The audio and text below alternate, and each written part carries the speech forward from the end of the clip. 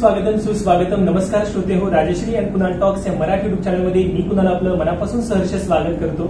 गौरव कार्याचा, गौरव व्यक्तिमत्वांचा या विशेष मुलाखत सत्रामध्ये आज जे प्रमुख मान्यवर आपल्याला लाभलेले आहेत ते खूप मोठे व्यक्तिमत्व आहेत.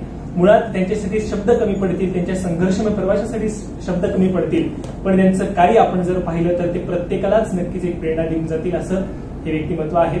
मी ज्यांच्याबद्दल बोलतोय ते पिंपरी चिंचवड महानगरपालिकेचे माननीय आयुक्त श्री राजेश पाटील साहेब यांची आज आपण महामुलाखत या ठिकाणी पाहतो आहोत. त्याच्या संदर्भात अनेक आपण प्रश्न सरांना विचारणार आहोत आणि जे उत्तर असणार आहेत त्या प्रत्येक उत्तरामधनं आपल्याला एक नवीन प्रेरणा, एक नवीन ऊर्जा आणि नवीन कार्य करण्यास नक्कीच प्रेरणा देतील, यात मात्र शंका नाही. प्रत्येक मुलाखतीच्या सुरुवातीला जे मान्यवर असतात त्यांच्यासाठी आपण शब्दसमुदाने त्यांचा गौरव करत असतो, त्यांच्या कार्याचा गौरव करत असतो आणि आजच्या या मुलाखत सत्रामध्ये सुद्धा सरांचा आपण या ठिकाणी शब्दसमुदांनी गौरव करणार आहोत. स्वागत आहे सर आपलं राजश्री कुणाल टॉक्स या मराठी युट्यूब चॅनलमध्ये.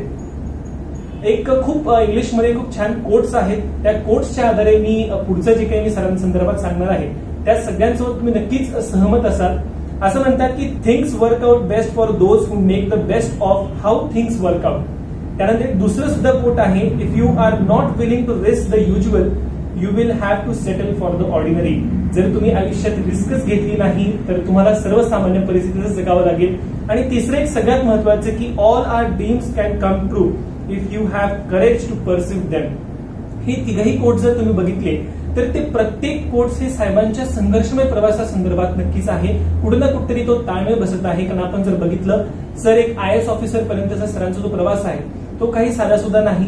अतिशय संघर्षमय प्रवासामध्ये सरांनी हे यश हे आज त्यांनी प्राप्त केलं आहे. स्वतः सरांकडूनच आपण या संदर्भात जाणून घेणार आहोत. सर माझा पहिला महत्वाचा प्रश्न आहे की तुमचा प्रवास जो आहे नक्की संघर्षमय आहे, आमच्यासाठी सर्वांसाठीच एक प्रेरणादायी नक्कीच ठरला.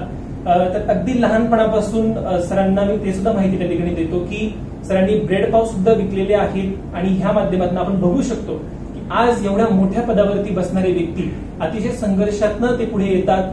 प्रत्येक गोष्टीला मी नेहमी आपल्या व्हिडिओमध्ये सुद्धा सांगत असतो की मेहनतीला पर्याय कुठेही नाही, कष्टाला पर्याय नाही आणि त्यामुळे तेच सरांचे एक माझ्या मताने सिक्रेट असेल त्यांच्या सक्सेस मागे.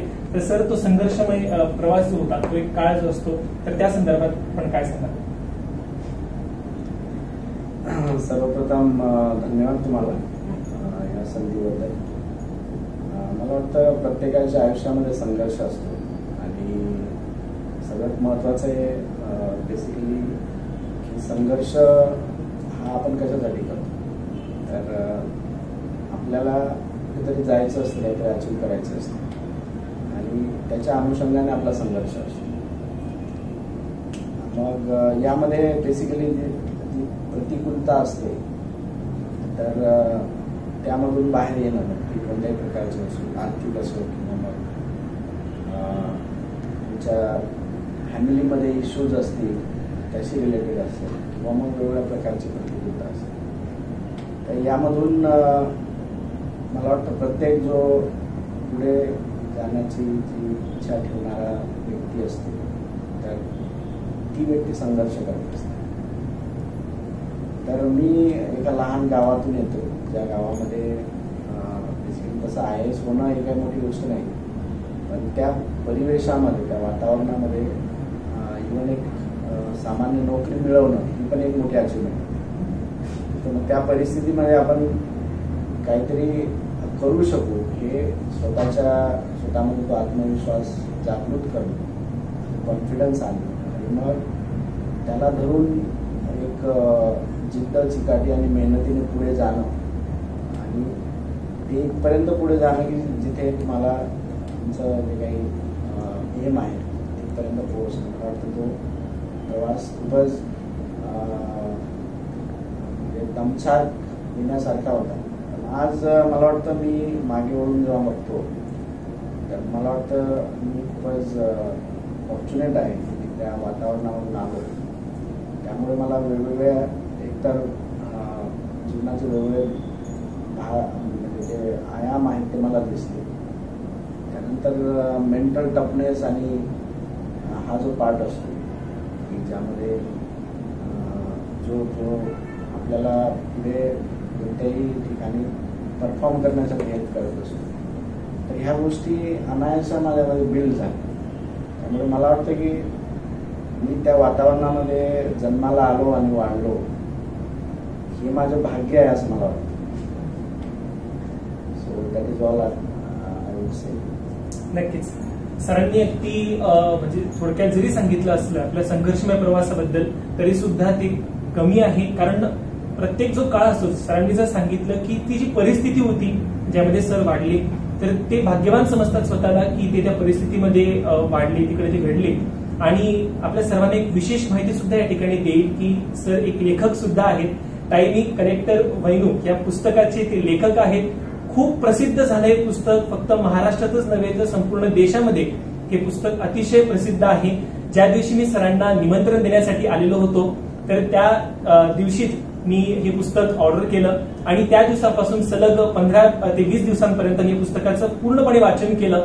अतिशय डोळ्यामध्ये पाणी येईल असा हा संघर्षमय प्रवास सरांचा राहिला आणि तेवढंच प्रेरणा सुद्धा मला त्यातनं मिळाली.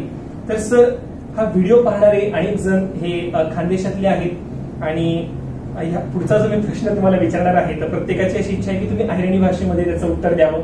कारण सर हे पद्मालय, जर तुम्हाला माहिती असेल, पद्मालय गणपती अतिशय प्रसिद्ध आहे. तर ताडे नावाच्या गावातनं सर येतात, जे खानदेशातलंच एक गाव आहे. तर त्यामुळे आपल्या सर्वांनाच, मी सर्व आमच्या श्रोत्यांना सुद्धा सांगितलं होतं की सरांची मुलाखत मी या ठिकाणी घेणार आहे. तर प्रत्येकाचे कमेंट्स असे होते की तुम्ही सरांना अहिराणी भाषेमध्ये तरी 1-2 प्रश्न विचारा. तर सर, टायनी कलेक्टर वैणू या पुस्तकामध्ये एक किस्सा आहे की आपण नक्कल करताना पकडले गेला होता. वंजारी सर, संग्राम आणि तो प्रसंग, आणि विशेष म्हणजे ते शब्द. जर कोणी पुस्तक जर वाचलं असेल आपल्या श्रोत्यांमधनं तर त्यामध्ये एक शब्द आहे आणि अनुक्रमीमध्ये आपण जर पाहिलं तर तिकडे सुद्धा ते येतं, जर का तू नापास झाया तर तुले शंकर दादाकडे साले लावसू, असं तो किस्सा आहे. तर त्याबद्दल आपण काय सांगाल? अतिशय रोचक किस्सा आहे, त्यामुळे तुम्ही सरांकडनंच तो ऐका. काय सांगाल सर? आणि अहिराणी तर मी घरी बोलतोच. माझे आई वडील, बहिणी वगैरे आम्ही सर्व, माझे मुलं पण त्यांना कळतात, शिकतायत, सर्वजण आम्ही अहिराणी बोलतो. तर या किस्साविषयी जर सांगायचं आहे तर मी बेसिकली 7वी असेल त्या टाईमला. तर मी एकदम उन्हाळ पोरगा होतो, त्यामुळे अभ्यास पास व्हाणं, परीक्षा होणे म्हणजे मोठं संकट राहील. कसं ते अभ्यास करा, तसं पास व्हाणं. मग मी आम्हाला क्लास म्हणजे पोरं होतात की ज्या कॉप्या वगैरे करी परीक्षा फेस करत, त्यांमधला मी एक होतो. आणि मी थोडं डोकं चालायचं आणि कॉप्या करू, त्याच्यामुळे बऱ्याच पोरं कॉप्या करी मी नापास होऊ द्या. मी कॉप्या करी फर्स्ट क्लास मला भेटे. तर एक दिवस जो आम्हाला चाचणी परीक्षा होती त्या दिवस सरुणात पेपर वगैरे दिला.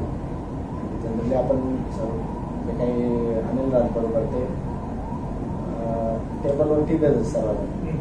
आणि तसंच सर्वात मी तेव्हा मी पहिलाच बेंचवर बसलो होतो आणि जो टेबल जर ठेवला तरी उंच जागा होती, त्यामुळे पहिला बेंचवर कोण बसले ते सरसले, काही दिसे नाही बसेल. सर यानंतर ते पेपर वाचायला लागणार आरामना, तर पेपरना पलीकडे त्यातलं काही दिसेल नाही. आणि मी मग धाडस करत पुस्तकच मागून एक गाईड बाहेर केलं आणि मी लिहायला लागलो. आणि मी लिहायला लागल्यानंतर ते सर्व पोरं देखायला लागलं कोण काय करायला. आणि त्यानंतर मग मनानंतर मला मागला, त्यांना मागला, असं एकमेकांना आम्ही उतारत लागलो. आणि त्यावेळेस आम्हाला क्लास मागला जो सर्वात हुशार मुलगा संग्राम पाटील म्हणून, युट्यूबवर आता खूप फेमस आहे. तर त्यांनी देखा की बाबा हा मी ना मी हवं ते पहिला नंबर गेले. त्यामुळे मग बेसिकली पहिला नंबर, दुसरा नंबर, तृतीय नंबर या खूप त्या चर्चा महत्वाने राहिली. आणि मग त्याने सर सांगा की असं असं करतोय बस. त्यानंतर मग शिक्षा जाईल मागे, असं एकंदर ते एकदम ड्रामॅटिक आणि असं एक सिच्युएशन होती. तर जो पुढचा जर त्याच्यामध्ये तुम्ही सांगितलंय की ताई तुम्हाला म्हणतायत की जर का तू नापास झाला तर तुला शंकरदादाकडे साले लावसो, तर तो एक प्रसंग कसा होता? नाही, बेसिकली ते गावमा कसं छोटंसं खेडेगाव गाव एवढं छोटं आहे आम्हाला की पॉप्युलेशन त्या टाइमला 1000 वगैरे होती, आता 1200 1300 असेल. त्या गावमा ज्या जमीनदार किंवा ज्या मोठ्या व्यक्ती आहेत, मला जास्त जमीन आहे, 2-3 लोक होतात. कृष्णामा ही व्यक्ती एक होती आणि त्या टाइमले खानदेशमा एक साल लावून पूर्ण वर्षासाठी काम करण्यासाठी एका माणसाला ठेवणं ही एक तिथे परंपरा होती. तर ते जवळ बंद झाली. तर मग ते एक इंडिकेटर होतं, ते एक सामाजिक त्याला सूचक हे होतं की जी व्यक्ती सालाने लागते ती सगळ्यात गरीब असते म्हणजे सगळ्यात रोज मेहनत करायला लागते. तर मग ते भीती दाखवायचं ताई होती माय ती नेहमी मग त्यांना बोलत राहील. सो असं ती भरपूरदा बोलणी असेल मला, जवळजवळ रोज एकदा बोलत असेल. तर तुम्ही पाहू शकता हा प्रसंग, म्हणजे आता सर आयनीमध्ये सांगतायत तर आपले बाकीचे जे श्रोते आहेत त्यांना थोडंसं अवघड होईल समजायला, काहीतरी सबटायटलचा वगैरे पर्याय आपल्याला पाहावा लागेल याच्यामध्ये.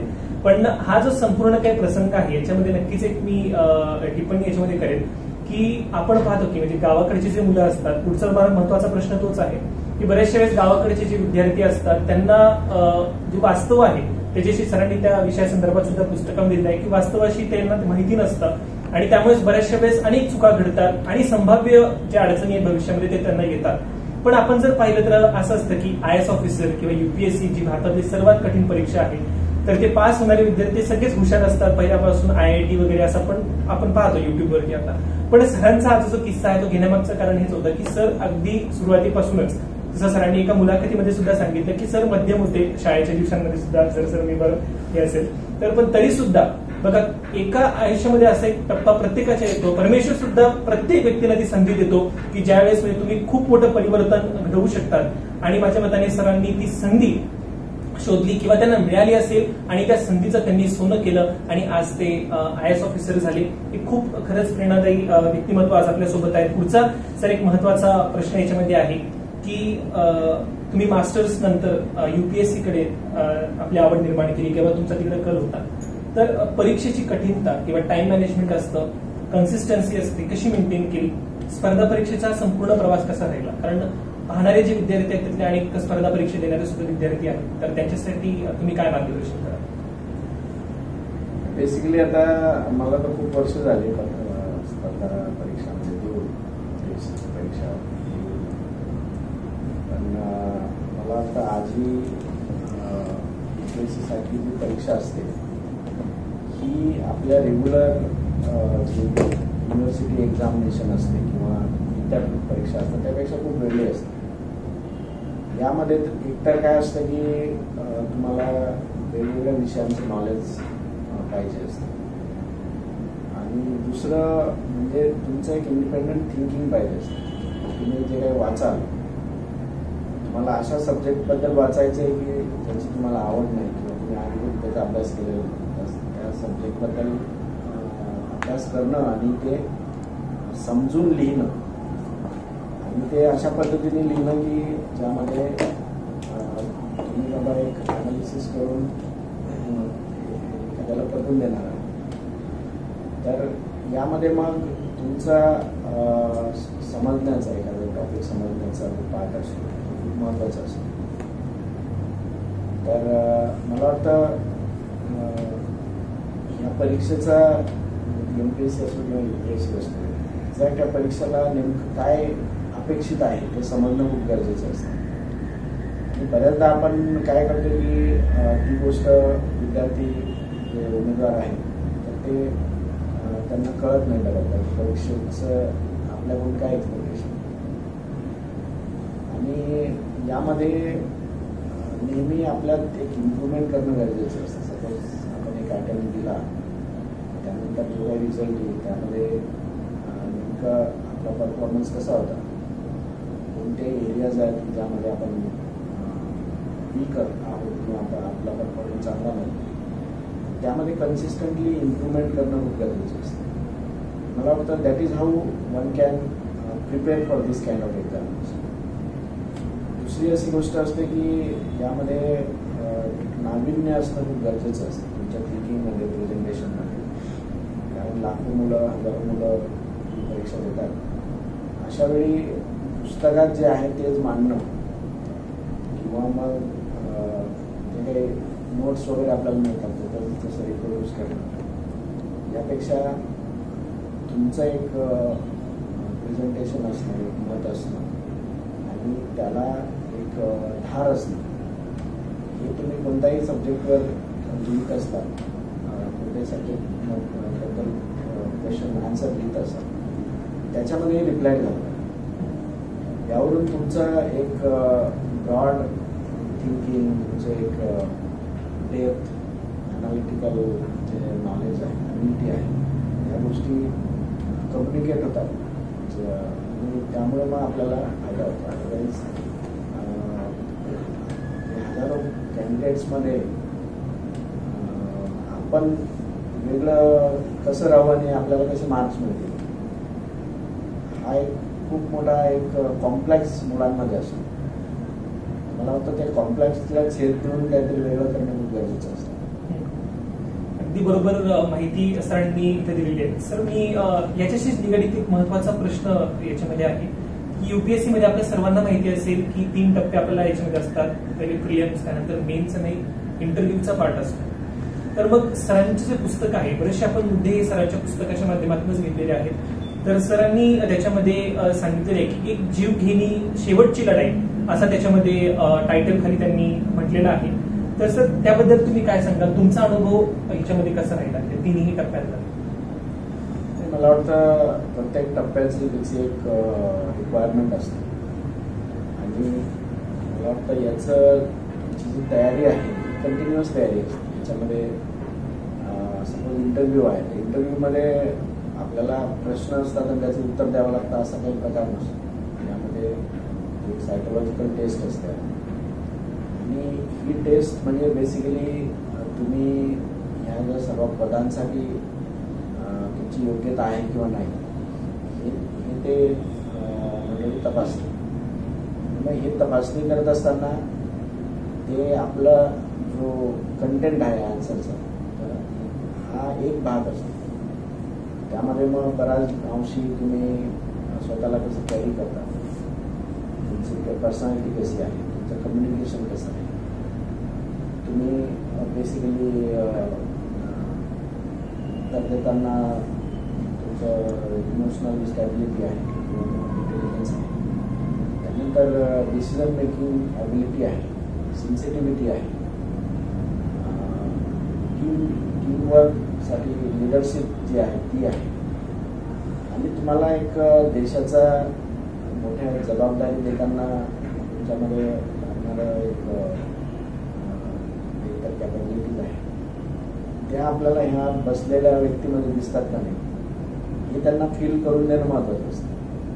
त्यामध्ये प्रश्न उत्तरं ज्या ह्या गोष्टी आहेत तर ह्या एक इन्सिडेंटल असतात.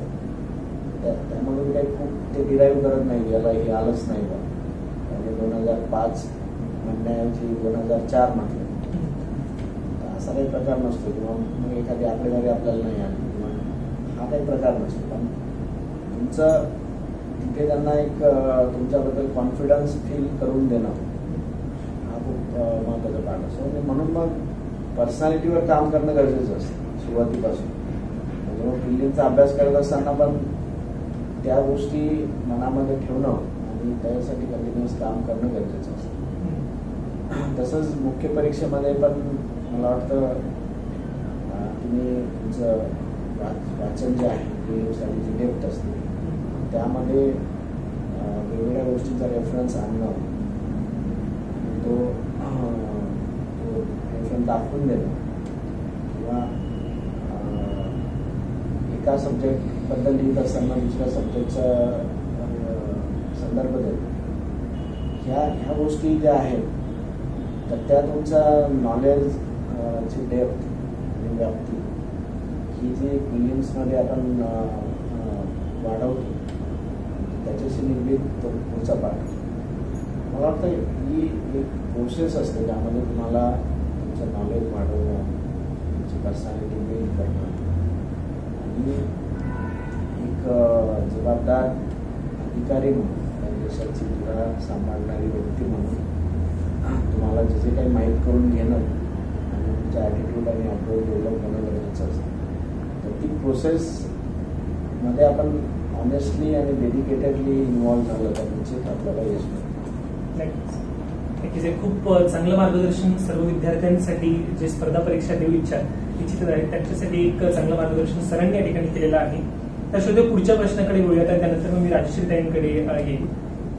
आपण आतापर्यंत गौरव कार्याचं गौरव व्यक्तिमत्वांच्या विशेष मुलाखत सत्रामध्ये अनेक मान्यवरांना आपण बोलवलं, त्यातले आज सर सुद्धा आहेत आणि आपण जर पाहिलं तर अतिशय संघर्षमय प्रवास मी अगदी सुरुवातीला सुद्धा सांगितलं.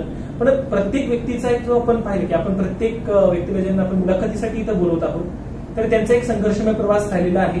पण प्रत्येकामध्ये एक क्वालिटी सेम आहे की कोणत्याही व्यक्तीमध्ये इगो नाही, अजिबात इगो कोणत्याही व्यक्तीमध्ये दिसत नाहीत आणि तेच माझ्या मताने सगळ्यात महत्वाचं कारण असेल की त्यांना यश हे प्राप्त होत असतं. आणि सरांनी त्यांच्या पुस्तकामध्ये सुद्धा वर्णन केलेलं आहे. जगद्गुरु संत तुकोबाराय यांचा जो अभंग आहे त्यांचा उल्लेख सरांनी केलेला आहे. तर मी पूर्ण अभंग या ठिकाणी सांगतो, मग सरांकडे प्रश्नाकडे येतो मी. लहानपणे देगा देवा मुंगी साखरेचा रवा, ऐरावत रत्न थोर त्यासी अंकुशाचा मार, जया अंगी मोठेपणा तया यातना कठीण, तुका म्हणे बरवे जन व्हावे लहाना मुनी लहान, असा तो अभंग आहे. तर सर तुम्ही पुस्तकात याचं वर्णन केलेलं आहे, तर तुमच्या जीवनातील एखादी असा प्रसंग आहे की तुम्ही मग त्याच्याशी असं ताळमेळ सांगू शकाल की म्हणजे खरंच इगो हा नसायला हवा प्रत्येक तुमच्या यशाच्या वाटेमध्ये, काय सांगाल? मला वाटतं इगो हा फक्त मी काही ऑफिसर आहे म्हणून मला नसावा असं नाही, कोणत्याच व्यक्तीला नसावा. तर यामध्ये असे बरेच प्रसंग असतील मला पार्ट ऑफ माय पर्सनॅलिटी. मला वाटतं की प्रत्येकाची एक जर्नी असते आणि त्या जर्नीमध्ये त्या व्यक्तीला काय अचीव करायचं आहे, ती काय करते आहे, हा त्याचा वैयक्तिक पार्ट असतो, वैयक्तिक एक भाग असतो त्याच्या आयुष्याचा. यामध्ये त्याचा हेवा करणं किंवा त्याच्याबद्दल आपल्या मनात तितकारा असणं किंवा आपण त्याच्यापेक्षा श्रेष्ठ आहोत ही भावना आपल्या मनामध्ये असणं, तर ह्या खूप सुंदर गोष्टी आहेत. आणि ह्या आपण बेसिकली जोपर्यंत आपल्या मनामध्ये या गोष्टी असतात तोपर्यंत आपण कोणासाठी काही करू शकत नाही. त्यासाठी आपल्याला हंबलनेस आणि पोलाइटनेस असणं गरजेचं असतं. आणि मला वाटतं याच्यामध्ये डिस्कस करण्यासारखं काय नाही, that is something which is required in any person who want to do something for the people. लोकांसाठी आपल्याला काही करायचं आहे असं जसे आपली इच्छा असल्यावर आपल्याला आधी लोकांबरोबर लोकांच्या लेवलवर बसून आपल्याला विचार करावा, स्वतःला त्यांच्या जागेवर आपल्याला इमॅजिन करावं. यामध्ये सर्व आहे. मला वाटतं असे भरपूर प्रसंग असतील माझ्या आयुष्यामध्ये या गोष्टी कुठून भरलेल्या आहेत. नक्कीच.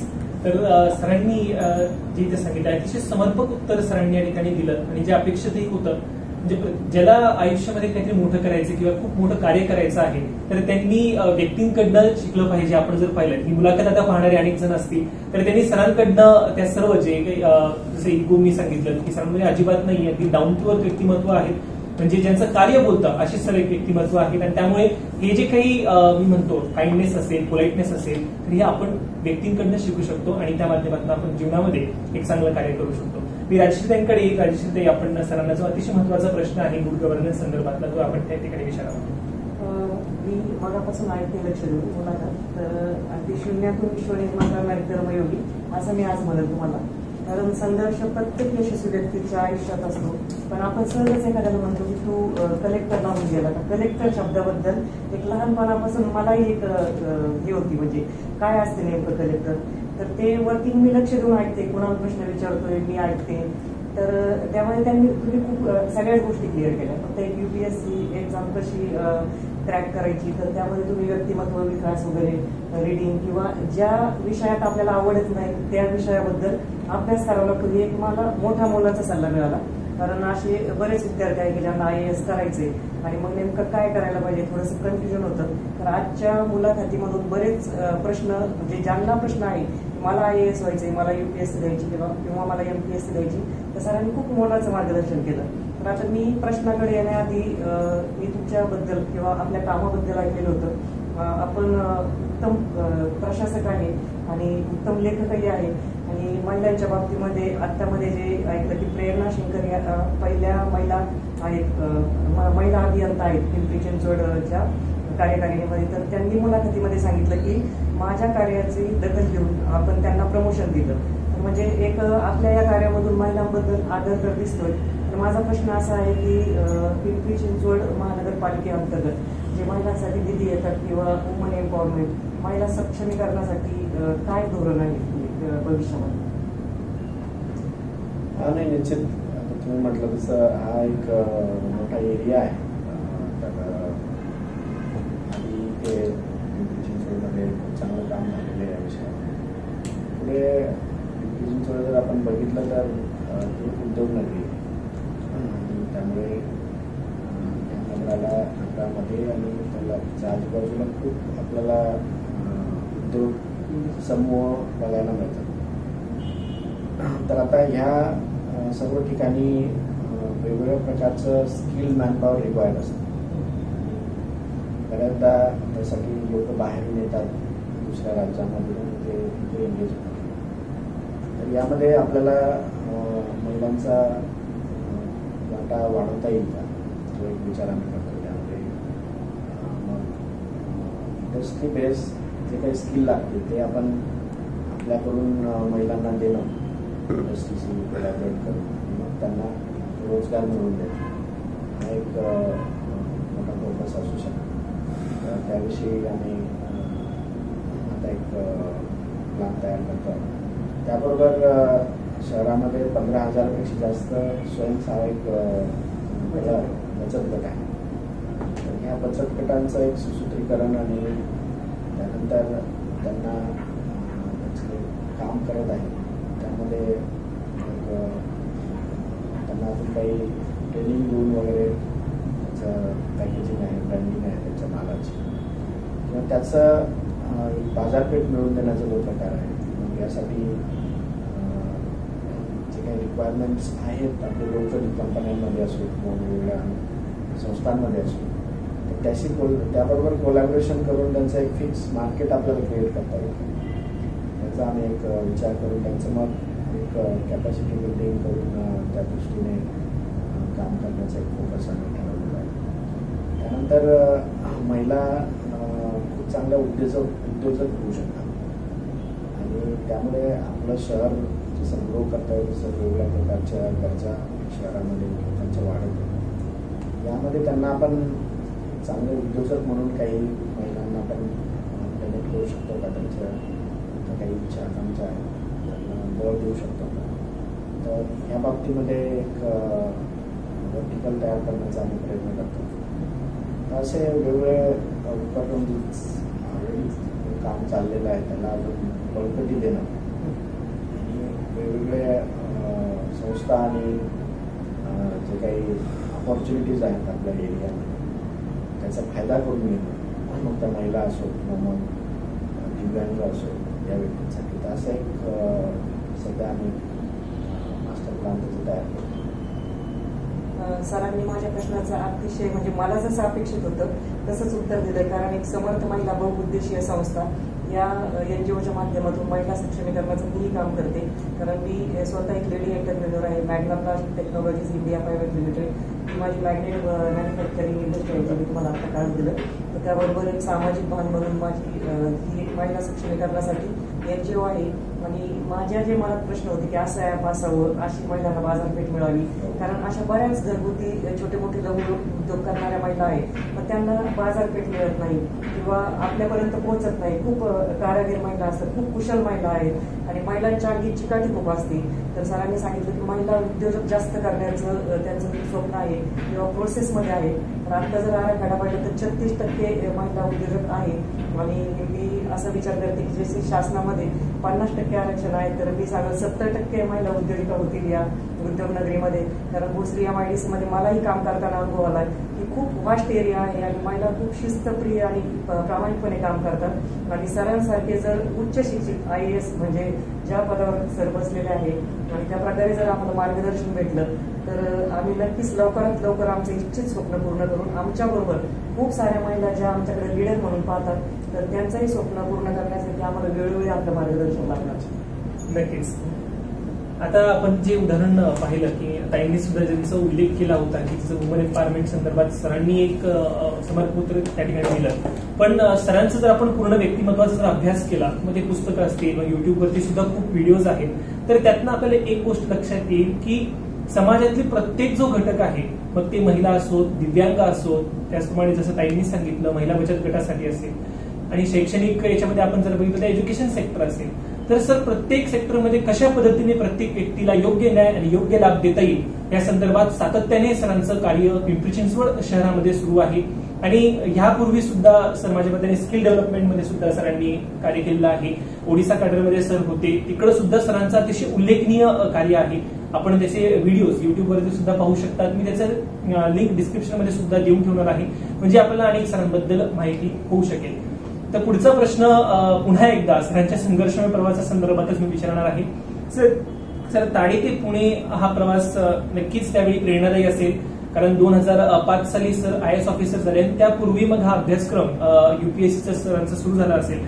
तर सर काय आव्हानं होती? तुम्ही पुस्तकामध्ये अनेक सांगितलेलं आहे की सरांना पुणे शहर म्हणजे खूप मोठं वाटायचं, कारण प्रत्येक खेड्यातल्या विद्यार्थ्याला किंवा तिकडचे जे व्यक्ती असतात त्यांना त्यावेळेस पुणे मुंबई हे शहर खूप मोठी वाटायचे. त्यामुळे सरांना सुद्धा पुणे सारख्या शहरामध्ये सर आले आणि इकडचा त्यांचा प्रवास सुद्धा तेवढाच संघर्षमय राहिला. सर एक विशेष मी तुम्हाला या ठिकाणी विचारेल की एक सकारात्मक बाजू काय राहिली आणि नकारात्मक बाजू सुद्धा आपल्याला म्हणजे बऱ्याचशा वेळेस अडचणी येतात, तर त्या संदर्भात तुम्ही काय सांगाल? पुणे शहरासंदर्भात ताडे ते पुणे हा प्रवास बेसिकली पुण्यामध्ये येणं हे एक ऍस्पिरेशनल जर्नी होती. एखाद्या व्यक्तीला अभ्यासामध्ये आणि अकॅडमिक्समध्ये खूप चांगलं करायचं आहे, तर मग महाराष्ट्रामध्ये कुठे जाणार तुम्ही? विद्येच्या माहेरघरी जाणार. तर पुण्यामध्ये यावं एक स्वप्नच होतं. आणि इनफॅक्ट मी 12वी झाल्यानंतर मला मेडिकलला ॲडमिशन मिळालं, DJला वगैरे मला ॲडमिशन मिळालं होतं. तर अशा वेळेस जेव्हा पुण्याच्या आधी मी नाशिकमध्ये अगेन व्हेरी गुड.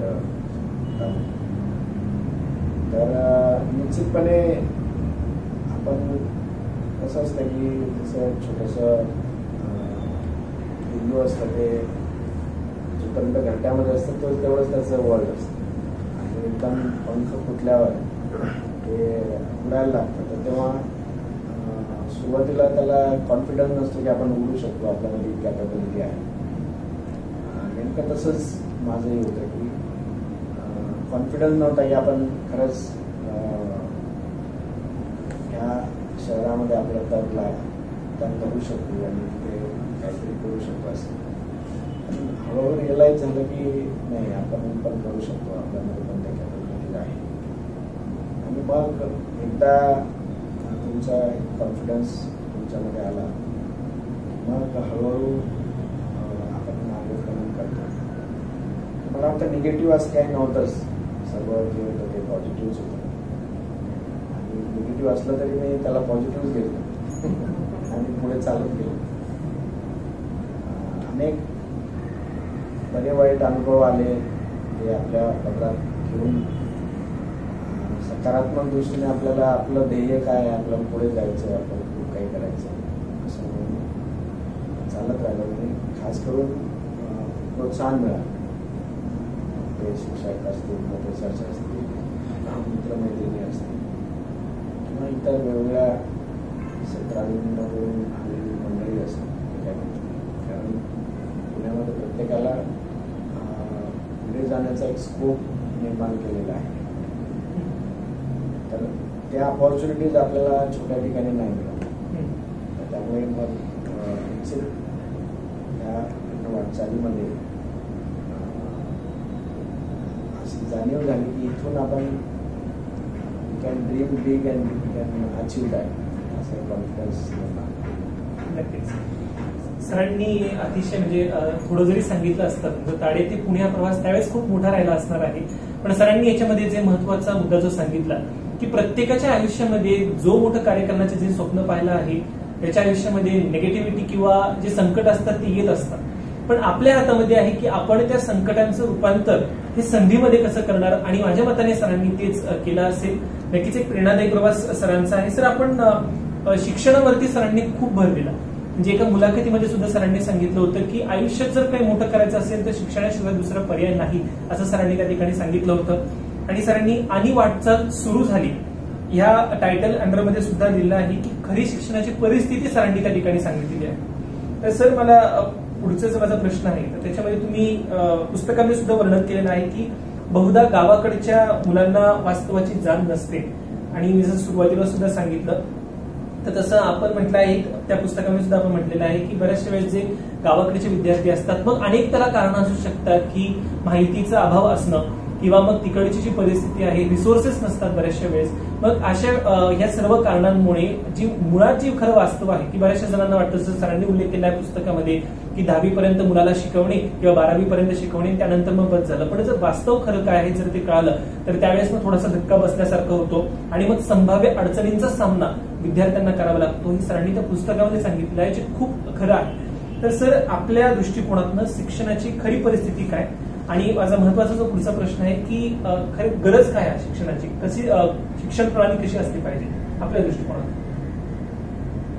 आता आपण जर ग्रामीण भाग बघितला तर ग्रामीण भागामध्ये एक गावामध्ये 2 प्रकारची लोक असतात. जी लोक पैशाने समृद्ध असतात आणि दुसरा जो वर्ग असतो तो पैसा आणि सामाजिकदृष्ट्या समृद्ध नसतात. ते आदिवासी असतील किंवा शेड्यूल कास्ट असतील किंवा इतर बहुजनांमध्येही मागासलेले असतात आर्थिकदृष्ट्या. तर यामध्ये मग मला वाटतं जो उच्चभ्रू क्लास असतो गावामधलाच त्यांच्याकडे आर्थिक सुलभता असते तर ते हाऊस मौज म्हणून मुलांना वेगळ्या ठिकाणी पाठवत असतात. पण जो दुसरा क्लास असतो ज्यामध्ये वंचना असते सगळ्या गोष्टींची तर त्या क्लासचं त्याचं स्ट्रगल जास्त असतं. आणि त्यामध्ये एकतर गावागावांमध्ये जे काही शाळा आहेत आता बऱ्यापैकी प्रायव्हेट शाळाही झाल्याच. प्रायव्हेट शाळांमध्ये सर्व लोक पाठवू शकतात मुलांना असं नाही.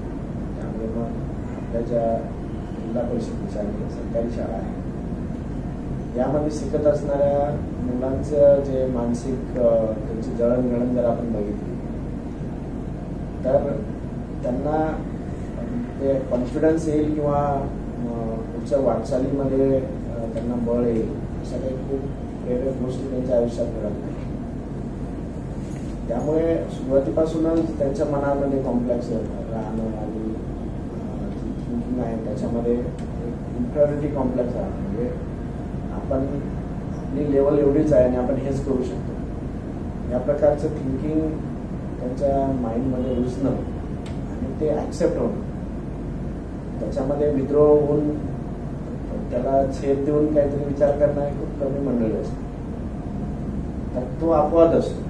पण आपण जर त्या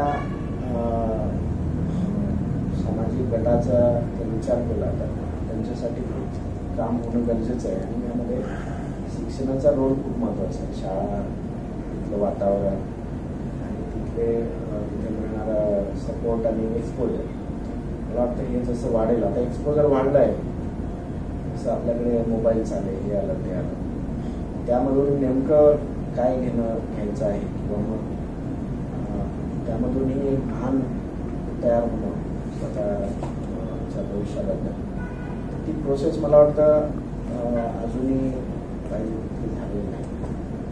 आणि त्याच्यासाठी आपल्याला खूप अजून लांबचा पल्ला आपल्याला गाठायचा आहे. ती परिस्थिती मला वाटतं ग्रामीण भागामध्ये सगळीकडे जरूर आहे. जोपर्यंत आपण त्यावर कंटिन्युअसली आपल्याला काम करत राहावं लागणार आहे. नक्कीच. त्यामुळे सरांनी जसं संदर्भात सांगितलंय की शिक्षण प्रणाली संदर्भात सरांनी सांगितलं की माझ्या मताने आपण जर पाहिलं तर नुसतं भूकंपट्टी करून आजच्या युगामध्ये तरी चालण्यासारखं नाहीये, किंवा मग एखादी आपल्याला मोठं कार्य करायचं जसं युपीएससी सारखीच परीक्षा आपण जर बघितली तर याच्यामध्ये तुम्ही किती वाचून किती लिहिलं याला महत्व नाहीये, तर तुम्ही स्वतःच्या बुद्धिमत्तेचा वापर किती केलेला आहे याला सर्वाधिक महत्व आहे असं मला वाटतं. त्यामुळे सरांच्या मार्गदर्शनातून नक्कीच आपल्याला प्रेरणा मिळालेली असेल. सर, मला असं म्हणायचं की पिंपरी चिंचवड महानगरपालिका ही आशिया खंडातली नंबर 1 ची महानगरपालिका आहे. म्हणजे खूप मोठा कार्यकाळ इथे चालतो आणि आपल्या मार्गदर्शनाखाली खूप सारे नगरसेवक नगरसेविका कार्यरत असतात. आणि हा सगळा कारभार सांभाळताना आपण आपली फॅमिली, आपले छंद आणि स्वतःसाठी वेळ काढणं हे कसं मॅनेज करतो? मला वाटतं तुम्ही जो प्रश्न विचारला तो प्रत्येक जो म्हणजे आजच्या धकाधकीच्या युगामध्ये जे काही मंडळी ॲक्टिव्ह आहेत, मोठ्या पोझिशनवर आहेत किंवा खूप जबाबदारी त्यांच्याकडे आहे, त्यांच्या सगळ्यांसाठी हा लागू होतो. आणि निश्चितपणे हे एक चॅलेंजच असतं. आणि मला वाटतं त्याच्यासाठी डिसिप्लिन आपल्याला असली, यामध्ये दिनचर्या जी आहे ती व्यवस्थित आपण पाळली वेळच्या वेळी, तर मग एकाचा परिणाम दुसऱ्यावर होतो. जसं आपण सकाळी लवकर उठलो तर वर्कआउट करू शकतो, त्यानंतर वेळेवर ऑफिसमध्ये जाऊ शकतो, त्यानंतर रात्री लवकर झोपलो तर व्यवस्थित झोप होऊ शकतो, त्याचा परिणाम तुमच्या हेल्थवर होतो. आणि सुट्ट्या असताना जर आपण त्याच्या आधी व्यवस्थित काम केलं तर मग सुट्टी आपण एन्जॉय करू शकतो बरोबर. तर ह्या सगळ्या गोष्टी मी पाळण्याचा प्रयत्न करतो. मग त्याच्यामध्ये डाएट असेल, वर्कआउट असेल आणि झोप असेल, तर ह्या गोष्टी नियमितपणे जेवढ्या सफिशियंट आहेत त्या प्रमाणामध्ये करतो. मी ॲक्टिव्ह असतो नेहमी.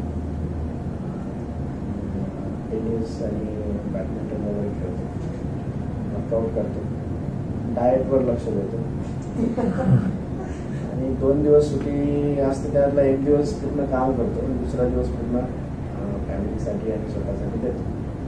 सेकंडर मॅनेजमेंट असतं. जेव्हा जशी सिच्युएशन असते, मला वाटतं प्रत्येक दिवशी आपण तसं करू शकतो असं नाही. पण एक like it is all about management. How you manage people, how you manage your work. आणि ते एक बॅलन्स करणं खूप गरजेचं असतं. I think I am trying to do that. खूप छान उत्तर दिलं सरांनी. म्हणजे सरांच्या चर्चेचा परिपाक असं येतं की प्रायोरिटी आणि टाइम मॅनेजमेंट, आणि ते हेल्थ कॉन्शियस आहे हे खूप आवडलं मला. कारण आज जर आपण पाहिलं की उच्च पदस्थ अधिकारी जर आपण म्हटलो, आम्हाला आल्याबरोबरच जाणवलं सर हेल्थ कॉन्शियस आहे, ऍक्टिव्ह आहे. आणि सगळ्यात महत्वाचं त्यांच्या आत्ताच्या बोलण्यातून डाऊन टू अर्थ हे जे वाक्य मला आवडलं की प्रत्येक ऍक्टिव्ह व्यक्तीच्या बाबतीत हे लागू होतं की फॅमिली, स्वतःचा वेळ आणि छंद कसं मॅनेज करता. म्हणजे ते आजही मान्य करत नाही की मी इतक्या मोठ्या खुर्चीवर आयुक्त म्हणून आहे आणि माझी दिनचर्या बिझी आहे. जसं सामान्य माणूस मी खूप बिझी आहे, मी खूप बिझी आहे, तर आम्हाला तुमच्याकडून फॉर्म्युला भेटला की बिझी प्रत्येक ऍक्टिव्ह माणूस असतो जो उच्च पदावर आहे. It depends on all priority and time management. खूप छान असं उत्तर दिलेलं आहे सरांनी. थँक्यू. नक्कीच. सरांचे हेच जे अनुभव आहेत मी नक्कीच ते सुद्धा मी माझा अनुभव सरांच्या संदर्भातला सांगेल की ज्यावेळेस मी सरांना निमंत्रण देण्यासाठी आलो होतो आणि जसं मी सांगितलं की हे पुस्तक एक चॅप्टर दररोज वाचत होतो. अकॅडमिक्स मध्ये वेळ काढून मी पुस्तकाचं वाचन करत होतो. एक चॅप्टर वाचल्यानंतर पुन्हा एकदा ओढ लागायची की कधी सरांना भेटणार आणि कधी सरांची मुलाखत घेणार. मी सातत्याने आयुक्त कार्यालयाच्या संपर्कामध्ये होते की कधी सरांना वेळ मिळेल. अगदी सुरुवातीला 21 तारखेला सरांनी वेळ दिला होता, मग 24 तारखेला, पण मग वेळ सरांचेच मिटिंग्स आणि बिझी शेड्यूलमुळे ते जमलं नाही. पण आजचा तो माझ्यासाठी खरं आनंदाचा क्षण आहे. राजेश्रीताईंसाठी सुद्धा असेल की एवढ्या मोठ्या व्यक्तींचं मार्गदर्शन फक्त आम्हालाच नाही तर तुम्हा सर्वांना या ठिकाणी लाभत आहे. एक विशेष मुलाखत सत्र भाग 2 आपण आता या ठिकाणी पाहणार आहोत, ज्याच्यामध्ये आपण वॉक विथ कमिशनर हा एक विशेष भाग आपण घेणार आहोत. तो सुद्धा आपण पूर्ण पहा. आणि हा व्हिडिओ आवडला असेल तर आत्ताच या व्हिडिओला लाईक करा, चॅनलला सबस्क्राईब करा आणि सरांसाठी काही प्रश्न असतील तर ते सुद्धा तुम्ही कमेंट सेक्शन मध्ये कळवा. त्या संदर्भात सुद्धा मी उत्तर देण्याचा नक्कीच प्रयत्न करू. आतापर्यंत व्हिडिओ पाहिला त्यासाठी सर्वांचं मनापासून खूप खूप धन्यवाद. आणि सर आपण वेळ दिला त्यासाठी मनापासून खूप खूप धन्यवाद आपल्या सुद्धा देतो. राजेश्री कुणाल टॉक्स या मराठी युट्यूब चॅनलच्या गौरव कार्याचा गौरव व्यक्तिमत्वांचा या विशेष मुलाखत सत्र आपण पाहत होतो. आपल्यासोबत आहे राजेश पाटील सर.